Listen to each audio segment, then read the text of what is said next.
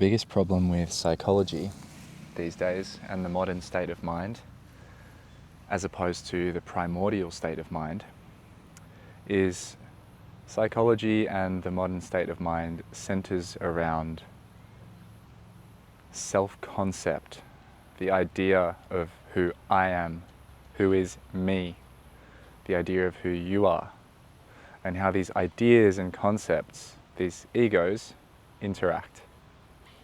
Primordial time, primordial awareness is different. It doesn't operate with all of this mirroring and all of this echoing and all of this noisiness between the idea of me and the idea of you. Primordial time is the isness, the suchness, the undefined emerging experience before we put a label on it. And this is always whole, it's always complete. It doesn't need finishing, it doesn't need fixing. And this experience is what we can easily become estranged from, what we can easily forget, what we can easily stray from into the realms of what we call the mind, but is actually just the psychology. It's actually just one very small part of the mind. The way I see mind is something much more permeable, ever-present, inclusive. I see mind as form, as the world, as matter. Mind and matter are just two words to describe one unfolding, one thing. So you could say this is the all mind or the big mind. Now, thoughts and the psychology of a particular human being and the idea of there being a particular human being, those all exist within the mind, but they aren't the mind. They are a part of. Also, the mind is the grass, the floor, the trees, the breath, all things. This big mind is what is shared between beings because it is beingness, it is isness, it is the eternal now. This eternal now, which is beyond, behind, within, beneath, unlocated by thought or thinking, is union.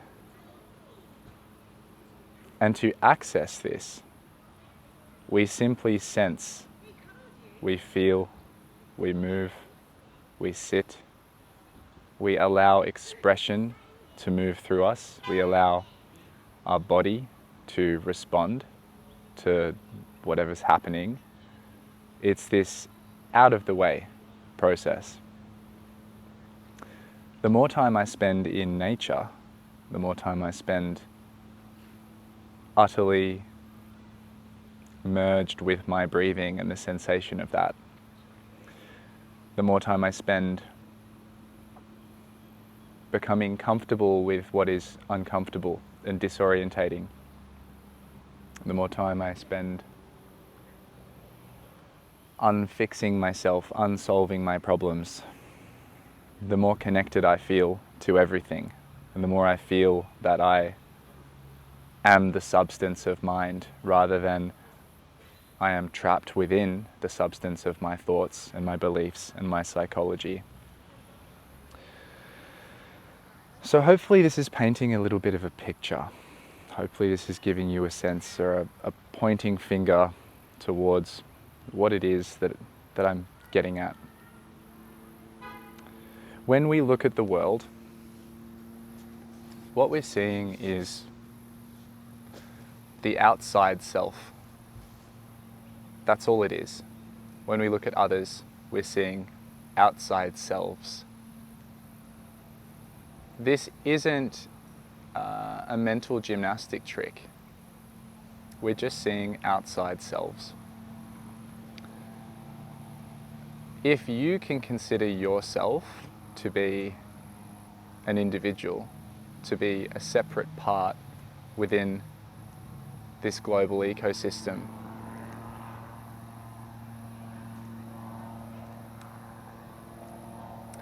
Then how do you make sense of the fact that you are made up of cells?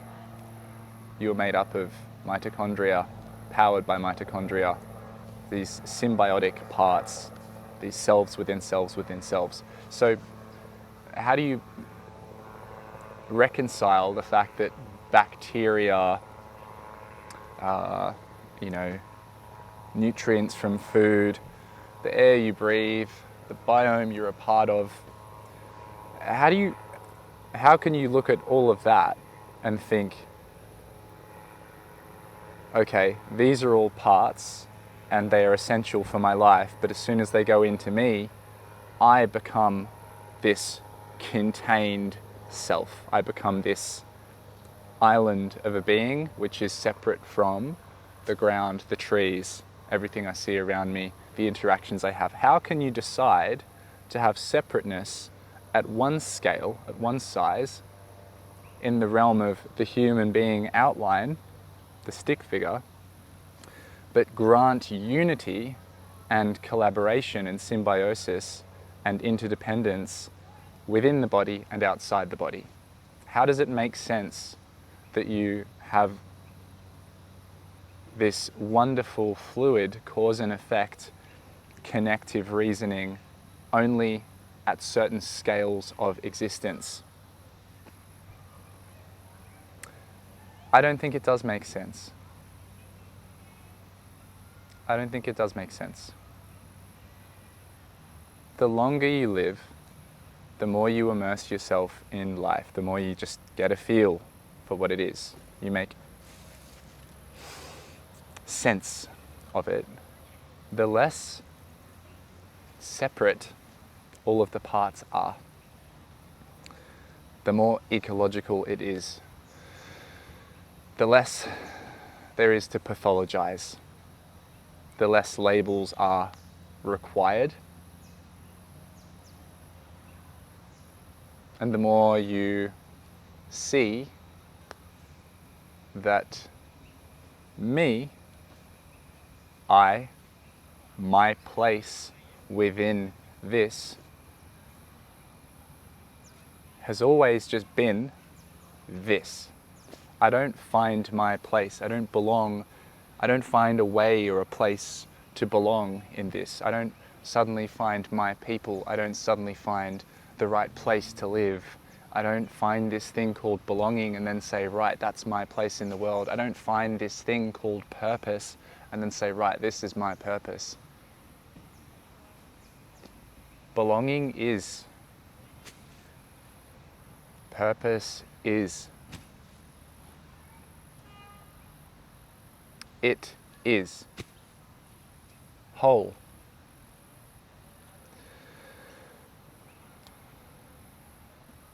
Going somewhere through thinking, somewhere through a process of reflection and mirroring, and I wonder if I am, what if that is, what do they think of, what is this realm of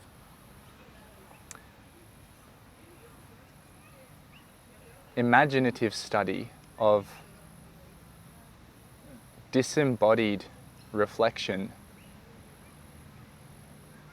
empty of experience and full of attempt to control and calculate. That realm does not contain anything of value whatsoever. That realm is not alive. It's not living. All of these things that we get stuck in are secondary versions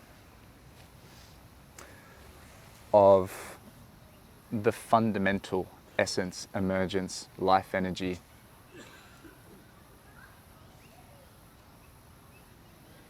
We displace ourselves in thinking we're something we're not. And as long as we all behave as if we're something we're not, then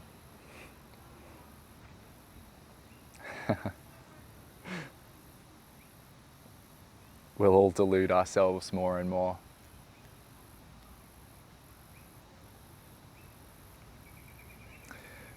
But the doorway to eternity, to that timeless now, is always wide open.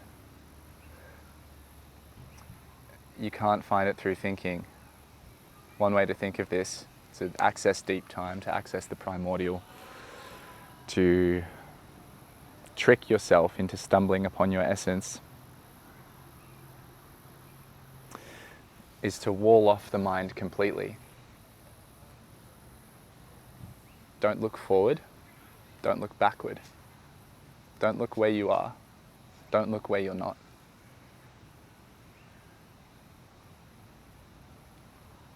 Don't think of it as above, don't think of it as below. Don't think of it as here, don't think of it as not here. Don't think of yourself, don't think of what's not yourself. We have to create these contradictions, these wonderful mental contradictions, in order to realize that there is an experience which persists and consists of something which is not thinking. So movement is the way. Move your body. And when you're moving, a wonderful, wonderful way to do it is mimicry. So I'm looking at the sway of a tree right now, and as I see the leaves blowing, and as I see the branches, the thinner, more supple ones swaying, I can relax my body, I can relax my tissues, I can relax my gaze and the muscles around my eyes and all of that, and I can relax my neck. And I breathe in the essence of that, what I'm looking at. I breathe in the essence of that. Become completely withness.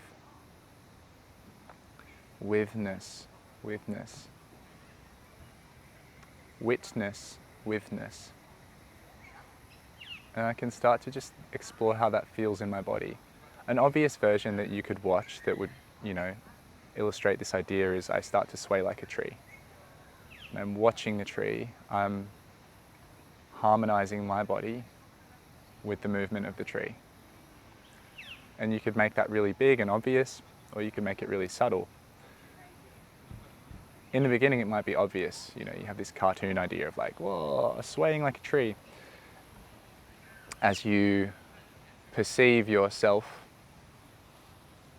as you perceive the relationship more, you can begin to sort of embody the qualities that you're watching and notice how your body's moving. So when you're still, nothing's actually still. Okay, so you don't have to hold still. Stillness is actually just becoming aware of subtler expressions of movement. So the more still you become, the more it's evident that everything's moving, even the things that appear to be still. So when you become still, the more receptive, attuned, open, receptive, aware you can become, the more you will feel the subtlest movements, like your own heartbeat, the wind blowing. And then suddenly, because I'm feeling the wind blowing, now I'm feeling the same thing that the tree's feeling. And I'm watching, I'm absorbing through my senses, absorbing the vision of the tree. And if I start to move with it,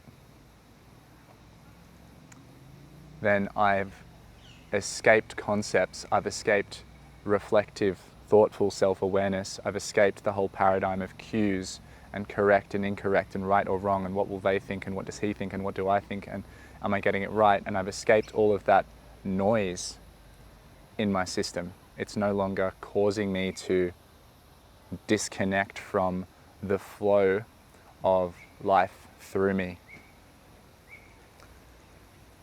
So you could spend as long as you like meditating in this way, where you merge with whatever it is, and you don't just merge in the sense of I'm watching you, also you fully feel and inhabit that.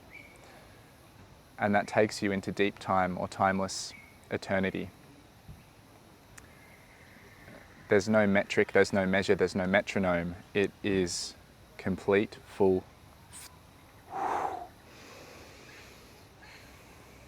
continuous. There's no breaks, there's no squares. You can do this with animals too. So I was watching a lizard, well, it's a swamp dragon. He's behind the camera, but I was probably this far away. And I just started to watch him breathe. I started to synchronize my breath with his breath. I started to watch his eye movement. I started to watch the way he would articulate his head, the way he would elongate his spine. He didn't resist his own length. So that feeling then became available to me, and I was able to almost forget myself into the presence of him. Wonderful thing to do with a dog, to do with a child, to do with anything alive. And you know, when you bring your life and allow your life to meet the things you are with, even a tripod, I mean, it might not be very interesting, I don't know, but even something like a tripod, when you bring your life to it and you actually offer some presence to that, you can feel into the essence of a tripod and how it stands. And it seems obvious when you think about it. Yeah, obviously a tripod stands on 3 legs, whatever.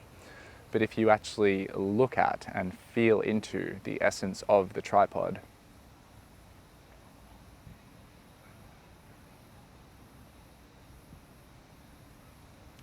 it gives me a sense of, okay, to be a tripod, I don't breathe. I remain locked in my skeleton. I'm hollow. I'm kind of light.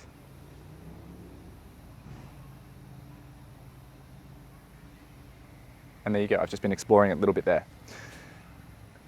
There's so many ways to do this, so many different things, so many qualities, and I really suggest that you explore qualities of movement, qualities of perception as a matter of priority, especially if you're looking to heal physically, emotionally, if you want to be able to relate and harmonize with things and free yourself of the ideas of who you think you need to be and free yourself from the stuck patterns and dynamics that you get in with other people and with work and all that, then you can explore this ability to shape shift through presence in different ways.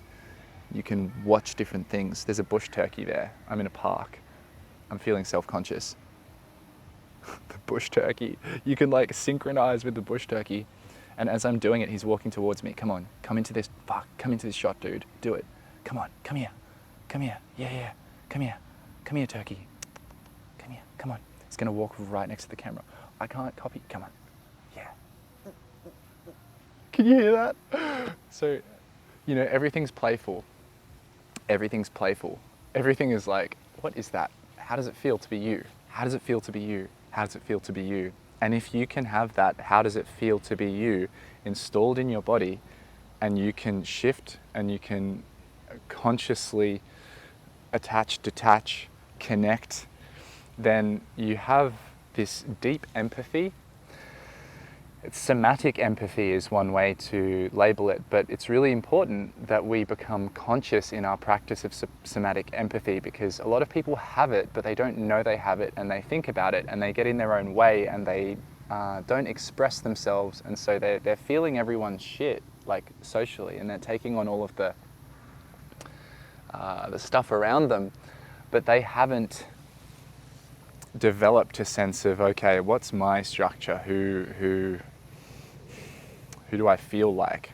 So they're not aware of what is theirs and what is other people's. So when you consciously start to explore this and you see the world as you and you as the world and you in the world and the world in you, and you stop thinking of self as this just outline,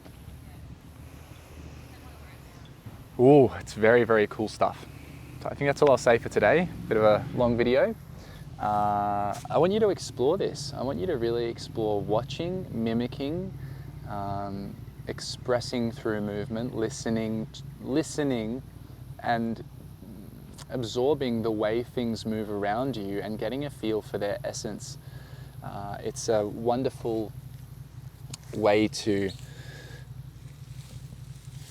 free yourself from thinking that you are only an idea.